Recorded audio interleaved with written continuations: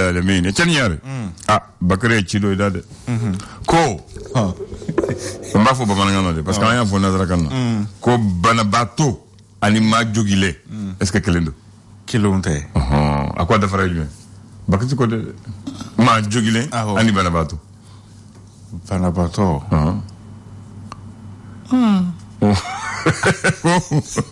bakati de côté de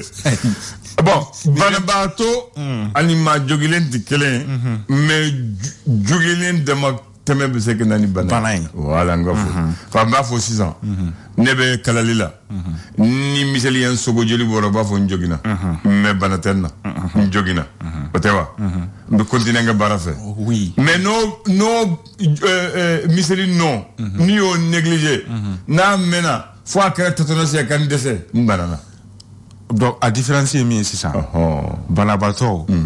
fin dɔw bɛ e tɛ se k'o kɛ voilà mais mɔgɔ joginen ale bɛ se ka fɛn dɔw kɛ et puis baara kɛ ni ka jogin et puis généralement les maladies sont causées par des éléments qu'on appelle les microbes comment on appelle les virus et autres choses alors que la blessure est causée par un accident et des objets c'est ça la différence mais une blessure mal soignée peut entraîner une maladie ouais. Très bien Bakary mais allez question posée allez boule là t'es bâché Etienne Yare comme tu dis ça va mamuso konema ko ma flam bi juru sama ñoo fe ko ma flam bi juru bla otibi ma flam bi juru sama ñoo fe lu flam bi bla ñoo fe ay ko ma flam bi juru sama ko ma flam bi juru bla otibi de ma flam bi juru bla e mi juru sama o te juru o te bine ay mi a bla o te biu akume mi mbolo de bebi maso asro o be ka keni fanga yi o asro ale be fanga la do e ba bla dro ale beta akorodi okoro ijoko ni a senga se niveau do la avec e jiraki ayako kele beti keni fanga ko kele do be keni fere ko ni juru bla na bina ni mo yo ba fo ya bi a se ka fe wara fo parce que mo ba so dugno ka sala fanga ka temi fanga a fanga de ayere la bi ko donc ko tout monde le ko bi keni fere ne ati keni fanga fi mamuso de fone ko ma fla ko ka maka ka yurubla fana te fugari de ko fere de du mais amado ina bi nga sura ateka sama ko korodi ko fere nyuma dabali nyuma ko obese fanga fina o tien mais je veux exemple inta d'ailleurs voilà et fanga de kera sababu ki yer labi donc aflana ko fantan haklima sogo bi soro fama nalmana fama naloma mamuso de fon o tien amuna parce que fantan haklima o be se fama naloma nege na ale ni aklo koro kuma dumanu foli lai whatsapp se ga sago soro otewa donc digne ko be fere hakli jetemene fanga fi tu fouille doni kref mamuso côté ko fanga fi tu fouille doni kref mais mo ba ko colonisation ni fana nu tubabu nana marani akli de follow ouais kan sanin fanga kana wa ni akli de do fembe akli de voilà ako fere nyuma o de nani jamfaye ko parce ni ma bisela ni fanga bisela ni tisala bi fere de nyini dabali nyini o dabali nyini to fere to ko mo ba fo ben ko ben juye jamfa parce que abu le jamfa la ko fanga ko chefari jamfa ba mene voilà ko chefari jamfa ba mene chefarun te mana jamfa de umene koy donc 6 ans ko ikana to ka fembe keni fanga iga ko fendo keni aklié kuma bana bismillah wa inyare yo fam ko bismillah tama nam ami do nyuna ala misa o ta kalot le joli afril kalot le wolon fla wala mais ça ba fla le ni mo ani fla mais c'est jata fla de fla de sonde chori ma vo avril le wala ami sungolo la ami le wala jata fla jande ibi ke jata la fla ba jata che la jata fly otewa ibi ke jata la fla ba jata bediga jata do sisa hali mo mo di farafin kalo jata bediga jata sisa ala kama jate te ko ala kama jate yeyi aywa nye bo chokola ko tumandola ma ti fe nyini ni ka nafatala wa tani sisa odo be ko kalobora ambi santa kalotange ma shiti kalo nyini mai bogo te kalo la ere me odo be kalo jorawa muna parce que sumalo benale voilà singolo demene fana ambi jete ambi julla donc faut jete kemene donc sisa ni ka jete ke ne fana nga jete ke beni ga jati voilà donc bismillah amala nam lesor faso ka fasiri ale ko di esora ale kuma na femi kan o de ko nyangeli mentale no kanya shi malima CDAO ale ni UMO mo fe gouvernement koni la selike ka ira ka fo ko ni wale min koni kelen fleni ko dankarira kiri koni sharia olula esora ale ka la selido ali bi anabeto no fe gouvernement nyama ale koni la selike ka ira ka fo ko wale mi kon kera muraka olu fe no ko nga finti la ka ku e dankarike bamanchi wale ke ba moko olu de la esor ale ka la selido ali bi ani esor beto no fe ONU secrétaire général ne oye Antonio Guterres ale la seli kon ke ka ira ka fo ko ka bo janvier la kana mars kon na ko bamanchi wale kon ko chama ba kon bora la mali kon na me wakati na iko sisa ale ra kotea alhamdulillah le soir de Bamako ba fo Bamako la akodi soir de Bamako ale kuma na femi kan o de ye metalike la kana ko ta fanfela na ko ko nana mi ministre Sadio Camara ale ko ni willa kase ankara ka olu fe no wasa usega de metakanyeshi malima la kana obseka na choko minna soir de Bamako ale ka la selido ali biani soir de Bamako beto nyoron fe ben le cerveau ale ko ni wole madaka kaira ka foko wale min kon me ka takanyeshi malima me wakati mna ikosisa ko fere o de do wasa ka sekana ni basiki balia ko ni jamana o konna na soir de Bamako ale ka la selido ali biani soir de Bamako beto nyoron fe sabu ke Umar Maruko ale mado ko ni takanyeshi jamana nyamo oluma o kon nana finti la ka ko ni tarani ni o kon fene kon nana politique tombe na yabe fama ko adema PSG o kon tara Umar Maruko ale ka parti politique ko ni jabalala ni o sadi mo ko siège la kata o ka deme kon takanyeshi ma kaira ula ka foko ubolo ko ni be nyokombolo ame wakati mna ecosystem nouvelle horizon nouvelle du de valeur nouvelle horizon ale kuma ne me femi nga o de ye kuma ka min kɔni tale no amagati na ko san kanyeshi anga fintigla ka o mani o ye bamanchi wale kelele mi ni o kera muraka olu fe no ka yera ka fɔ ko kɔni dankarige civilu kɔni na o kun kɔnna chef de état major général ale kɔni bɔra ka la selike ka yera ka fɔ ko ni kuma munu kɔni be ka fɔ ko ni kɛ kun ne ka se ka dankarige anga fintigla ka o ka cɛsiri kɔnna Nouvelle Horizon ale ka la selido ali biani Nouvelle Horizon beto ɲɔgɔn fɛ wasa ka se ka dɛmɛ ta ka ɲɛsi camancɛ fanga kɔni ma kɛrɛnkɛrɛnnenya la musaka ko ta fanfɛla na u ka compte bancaire kɔni a yira ka fɔ ko an bɛ wagati min na i ko sisan ko sefa wari miliyɔn 100 ana kunkanfɛn ko o de kɔni bɛ a kɔnɔna na Nouvelle Horizon ale ka la selido ali bi ana beto ɲɔgɔn fɛ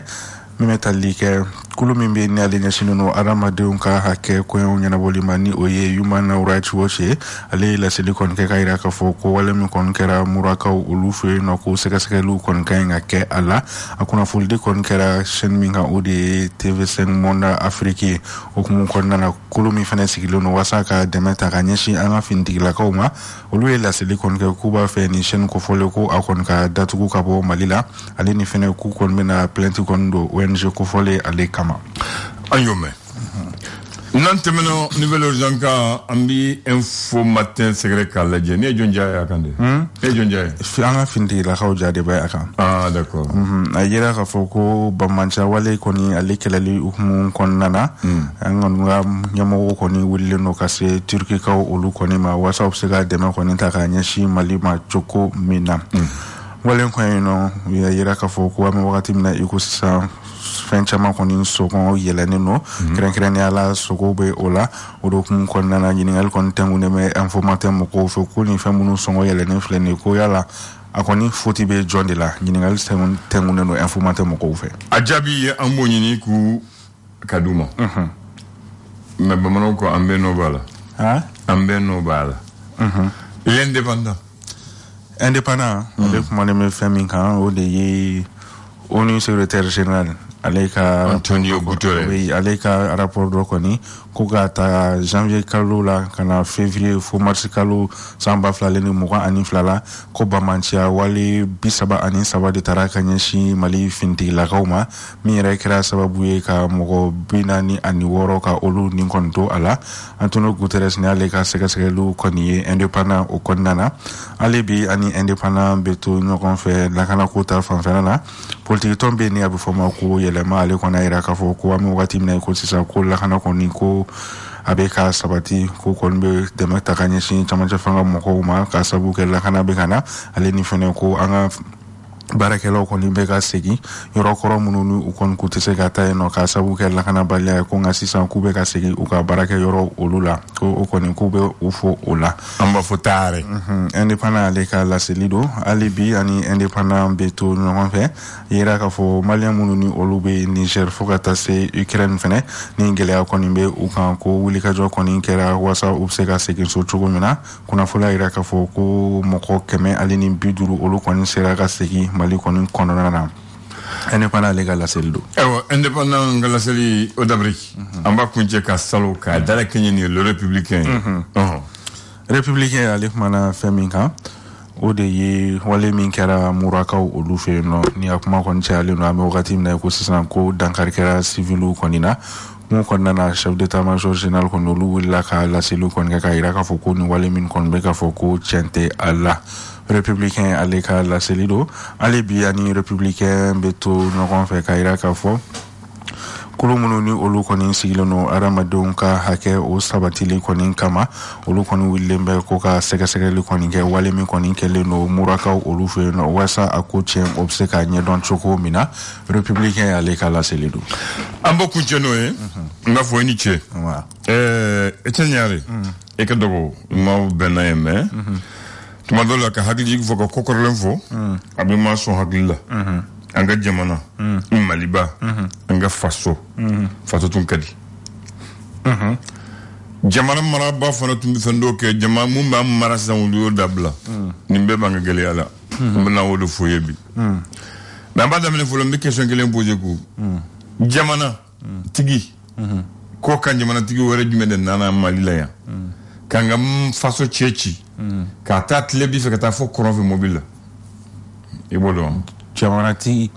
wɛrɛ tigi awɔ kabini an ka jamana dunanya la ka n'a Bamakɔ yan ka tile bi na ka taa fɔ kɔrɔn fɛ mobile la sira la ka Mali cɛ ci Kadhafi ja ni hakili ka di a kɛra san jumɛn 2006 a kɛra 2006 avril 2006 oui an bɛ avril de la a bɛ mun de yira k'an ka jamana tun basigilen don a tun lakalenen don a tun kɔrɔsilen don a ma deli ka kɛ yɔrɔ si jamanatigi wɛrɛ ma na k'a sɔrɔ maa ma kɔrɔsi ka tugu a kɔ mobile la ka faso bɛɛ cɛ ci Kadhafi y'o kɛ Mali kanu tun b'a la Tombouctou kanu tun b'a la ale nana avril ko ale bɛ taa mɔludi kɛ Tombouctou o ye ne yɛrɛ Mɔdugu Ngolodugu président tɔ bɛ avion ta ka taa jigi ka segin ale ko non n bɛ Mali de n b'a fɛ Mali ka di ye n b'a fɛ ka Mali dɔn n bɛ Mali de cɛ ci a nana avion la Bamakɔ la ne ka maaw ka to Bamakɔ ya k'a ka cortège ta mobile k'a sɔrɔ hali ATT de bɛ ɲɛma la ko hali ATT tugu ale kɔ ale n'a ka jɛmaw ka Bamakɔ ci ka taa Segu ka sigi Segu ka kuma Segukaw fɛ k'a fɔ olu ye ne bɛ misiri b'a jɔ aw promesse ta o kɛ a y'o kɛ a tɛmɛna Segu ka taa Moti mara la a tɛmɛna Moti ka taa Duwanza kɔfɛ a y'a ka Buguni sigi a y'a ka a fɔ cogo di chasse kɛ a tilal'o la a y'a ka mobili ta ka taa Tombouctou ka ba tigɛ ka don Tombouctou a tora Tombouctou ka so jɔ Tombouctou ka an ka sira jɔ ka hôtel jɔ o tɛ wa ka dɛmɛ kɛ et puis ale kɛlen tɛ dɛ ka nana avion ye yan mɔgɔ mɔgɔ mun ka di ye ka taa Sikaso Segu Kulikɔrɔ Kayi ka mɔgɔw ta ka taa n'a ye Tombouctou fu falaki jamana wɛrɛ maa k'o ta ka taa n'a ye Tombouctou ka jamana wɛrɛ ɲɛmaa saba ta k'a fara ale kan ale ni ATT kan ATT tugura ko ATT ma se k'a ye ale yɛrɛ tun b'an ka faso dɔn ka tɛmɛ ATT kan a ye ATT taara Kadhafi tara Niger président Muntumbe o tara mama Tanja Mauritanie président Muntumbe ani Sierra Leone président o bɛɛ tara ne yɛrɛ tun bɛ an ye seli kɛ balontan kɛnɛ kan o kɛra je me rappelle fo Kadhafi ye mɔgɔw la seli a wagati a kuma cayara mɔgɔ a kuma cayara mais parce que mɔgɔw ma faamu parce que Tombouctou fana olu ka kɛbu dɛ ale taara u ko dunan don kuma cayara u ko k'a ka bonya a bɛ na ni fɛɛrɛ ka kɔrɔ dun ko d'accord mɔludi seli bɛ kɛ mais mɔludi seli an ka imamba de b'an la seli seliba u ko prière collective olu bɛ taa kɛ balontan terrain na Kadhafi taa mɔgɔw seli a kɛra o cogo la mais mɔgɔw tun t'o kalama a kɛra cogo la dɛ ne tun bɛ yen an ka alimami ba mais o y'an la seli wula fɛ an taara terrain na Kadhafi ye mɔgɔw la seli a banna o fɔlɔ mɔgɔw ko yɛrɛ n bɛna fɛn fɛn mɔgɔw ko Kadhafi tɛ se kɛra ko o ye cassette de k'a la mɔgɔw dɔ y'o fɔ maintenant o ma kɛ wa o kɛra Mali la mais maintenant Musa ka waati ma bɛn a ma ka Musa to fanga na Musa tun bɛ jamana nin dɔn dɛ an ka ni ɲɔgɔn na yɛrɛ Musa tun bɛ tournée régionale a tun bɛ Musa fanga na san o san u san fila u san saba u san saba a bɛ Mali bɛɛ Musa bɛ décision ta a tɛ Mali bɛɛ yɛrɛ dɛ a bɛ région kelen ta a b'o région bɛɛ cɛ ci a ka cercle bɛɛ n'a ka arrondissement ɲuman bɛɛ Musa bɛ taa visite k'a la a b'o kɛ mobile la a tɛ ka fɛn na dɛ u bɛ mobile ta ka taa Segu ka pied-à-terre et puis n'a taara a tɛ taa hôtel dɛ u ye pied-à-terre de jɔ o dugu la président bɛ taa o su la ale bɛ taa mɔgɔw lajɛ a bɛ taa baara lajɛ bon président jumɛn de b'o kɛ sisan depuis Musa bɔra ne ma ye a tɛ ye dɔɔnin kɛ awɔ n'a bɔra la ni maa si ye président mun k'a ka 100 ans kɛ k'a fɔ san o san région kelen an b'o bɛɛ cɛ ci ka taa u bɛɛ lajɛ k'u filɛ bon a tɛ k'a bɔ Bamakɔ ka taa fɔ Tombouctou a bɛ se k'a fɔ dugu mun bɛ cercle mun bɛ arrondissement mun bɛ ale b'o dɔn o bɛ se ka kɛ ɲɛmaa ye parce que i bɛ ka dugu dɔn mais président i bɛ Bamakɔ dɔrɔn n'i b'a fɛ i b'a avion ta i bɛ pan ka na i bɛ se ka ko dɔn cogo di maa bɛ kun min fɔ cogo di i tɛ se ka ko dɔn o ye kɛlɛ ye Musa tun b'o kɛ o waati na donc mara tun bɛ a bɛ taa lajɛ mun kɛra mun fɔra lakali tɛ a yɛrɛ ɲɛ bɛ taa a yɛrɛ ɲɛ voilà o de don o b'a fɔ tournée régionale du président de la République o tournée o bɔra la o ye kɛlɛ ye a filanan silamɛ ma silamɛ kulu cayara olu ni fanga wa Musa ka waati silamɛ bɛ o fɛn fɛn bɛ diinɛ la sisan o bɛɛ bɛ tun bɛ Musa ka waati la o waati y'a sɔrɔ u ka kɛnɛ ni sisan u bɛ denmisɛnninya la mais u bɛ mun kɛ sisan u tun t'o kɛ Musa ka waati la munna parce que fanga tun bɛ ni fanga ko ni b'o kɛ ni ko i b'i se k'o kɛ i tɛ si ni la n'i ma si u bɛ don kaso la dɔw yɛrɛ bɛ yan Musa ko i tɛ wajuli kɛ a tigi ma wajuli kɛ fo Musa binna e ni t'o fɔ ye ma tɔgɔ fɔ ti kɛ mais mago b'a dɔn Musa ko wajuli interdit dɔn di la fo Musa binna a tigi ma wajuli kɛ Musa tilen ko de a tigi wajuli kɛ n'an tilala i b'a tɔgɔ fɔ ye o de Musa ka waati la n'a ko sini ye seli bɛɛ bɛ seli filatigɛ yan dɛ mais o de fanga ye o fanga kan ka bonya ten ne o Musa ka waati la n'u ko Musa bi kuma président bi kuma bɛɛ bi télévision dayɛlɛ k'a lajɛ mɔgɔw bɛna sigi awɔ parce que a ka kuma man ca et puis Musa a ka waati la i b'a dɔn ale ni silamɛ bɛ ɲɔgɔn ye o i b'o dɔn olu tɛ taa palais la dɛ ka taa palais la o ka taa nɔfɛ ka mɔgɔw ci non parce que Musa juma o juma ale bɛ taa misiriba la seli o seli ale bɛ taa misiriba la i b'a fɔ i tɛ Musa fɛ mais a ka silamɛ yɔrɔ kɔni bɛ y'o de juma o juma hali Musa kan ka taa dugu la a bɛ juma kɛ fɔlɔ n'a juma kɛra a taara a bɛ sɔrɔ ka taa n'a taara misiri la n'a selila sisan n'a selila ale ni alimami bɛ ɲɔgɔn ye alimami ŋɛŋɛ alimami b'a fɛ ka mun fɔ a b'a fɔ a ye ale n'a ka kankɔrɔ sigi o b'o fɔ a ye ale kan ka mun kɛ a bɛ jaabi d'u ye maa tɛ dɔw cɛ yan nege mankan kɛ maa tɛ dɔw cɛ ka fu fara ɲɔgɔn kɔ non ŋɛŋɛ seli banna Balakale sigilen Musa sigilen ɲɛma nin de b'anw kan an b'a fɛ ka nin de kɛ ye jama ko tɛ silamɛ ko tɛ n bɛ kuma silamɛ bolo tɔgɔ la Musa b'o ɲɛnabɔ kɛlɛ tɛ a banna et puis kulu Musa ko n tɛ kɛlɛ fɛ dɛ silamɛ ye silamɛ n'aw ko Ala n'a ka kira aw man ka fɔ ɲɔgɔn kɔ Mali la k'a fɔ fara o tɛ kɛ yan kulu kelen de b'an bolo yan an bɛ bi Association malienne pour le progrès de l'islam aw bɛɛ b'a la i b'i bolo minɛ o i t'i bolo minɛ o i bɛ taa o i tɛ o aw bɛɛ b'a la. Maintenant, il n'y a pas de ministère. Hein. Ministère de culte, de tradition. Non. Il y a des gens qui ont fait Ni Kalobié, bureau quel de Boubou, on appelle ça le bureau des joulements. ministère de l'absence intérieure la bureau kelembe silamo ko ba fo bureau des jugement atumbo yoro de la ya fa mo ni silamo ko willa o bu wele buta nyungo yoro ba fe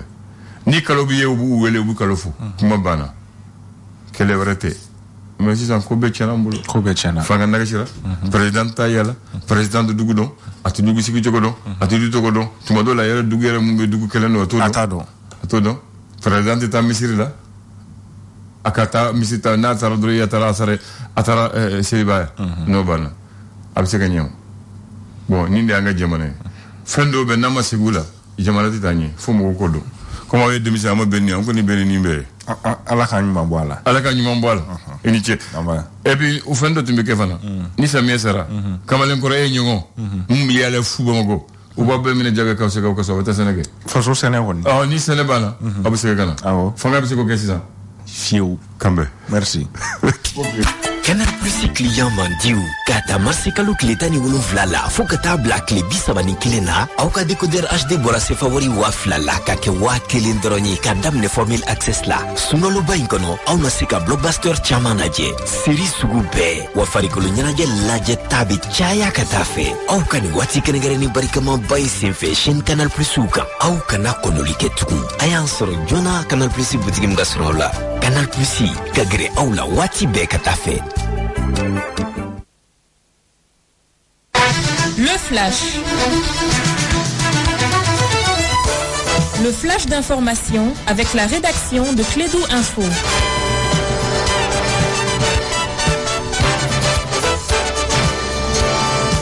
Bien, on va donner la parole à Bakary Sissé pour le faire de 9h. Bonjour Bakary. Oui, bonjour Abdoulaye, bonjour à toutes et à tous. Bienvenue à ces flashs d'information opération des Fama à Moura. Dans un communiqué dont nous avons eu copie, la Commission nationale des droits de l'homme, CHDS, a souligné qu'elle suit avec inquiétude et exprime sa vive préoccupation par rapport aux allégations de violation des droits humains en lien avec les opérations donc de forces armées de sécurité dans les villages de Moura, à cercle de Djéné du 23 au 31 mars courant. Toutefois, la CNDH invite les autorités à ouvrir donc une enquête indépendante et diligente en vue de faire la lumière sur les différentes allégations. Déjà dans un autre communiqué cette fois-ci, le procureur de la République près du tribunal militaire de Mopti donc porte à la connaissance de l'opinion donc qui suite donc aux allégations d'exactions présumées commises sur les civils dans la période du 23 au 31 mars 2022 dans la zone de Moura à 17 km au nord-est de Kunguru donc cercle de Djéné, région de Mopti. Donc des enquêtes ont été ouvertes par la gendarmerie nationale sur l'instruction du ministre de la Défense des anciens combattants pour mettre en tout cas donc mener je vais dire des investigations donc approfondies afin que donc la lumière soit faite donc sur cette affaire. Voilà, cela veut dire tout simplement que donc l'État a mis déjà sur place une commission d'enquête. Et toujours par rapport donc au Mali, et toujours par rapport à un communiqué, le ministre de la Justice, garde des Sceaux, dénonce des irrégularités dans l'organisation du concours de recrutement des 150 élèves agents de la surveillance et des services pénitentiaires et de l'éducation surveillée et annonce la suspension du concours en vue d'assurer la transparence et la légalité de tous les candidats. Il s'avère nécessaire d'apporter des corrections nécessaires et notamment la dissolution de la commission, la mise en place d'une nouvelle commission, la reprise du dépouillement des dossiers de candidature, le réexamen des réclamations relatives aux dossiers de candidature, l'affichage de la liste définitive revue et puis la reprise des épreuves sportives. Nous allons terminer par du sport, 61e édition de la Coupe du Mali. Donc ça va se jouer les quarts de finale cette fin de semaine ici à Bamako au stade Mamadou Konaté à 17h. Le Binga FC jouera contre la surprenante équipe de la Renaissance de Kenyeba. Dans le même temps, au stade Modibo Keita, l'AS Real jouera contre la formation de la Somme. Dimanche, donc les autres matchs vont se jouer au stade Modibo Keïta. Le Djoliba Athletic Club de Bamako jouera contre l'AS Douane de Sikasso. Et dans les mêmes temps, au stade Mamadou Diarra H de Koulikoro, le CS Dougolovla reçoit le stade malien de Bamako. Et tout à l'heure à 10h, ça sera à l'hôtel Radisson Collection, le président de la Fédération malienne de football, Bavier Touré, Mamoutou Touré dit Bavier, pardon, donc sera devant la presse nationale et internationale. Les thèmes de la conférence, bilan de la campagne de qualification de la Coupe du Monde Qatar 2022. Voilà, c'est tout pour ce flash d'information. Merci de l'avoir suivi. Vous allez trouver la rédaction dans moins d'une heure pour d'autres infos sur notre antenne Radio Clédou 101.d ici à Bamako et sur son réseau synchronisé. Merci Bakary, mais pour le bilan, la réponse est connue, échec. Au revoir.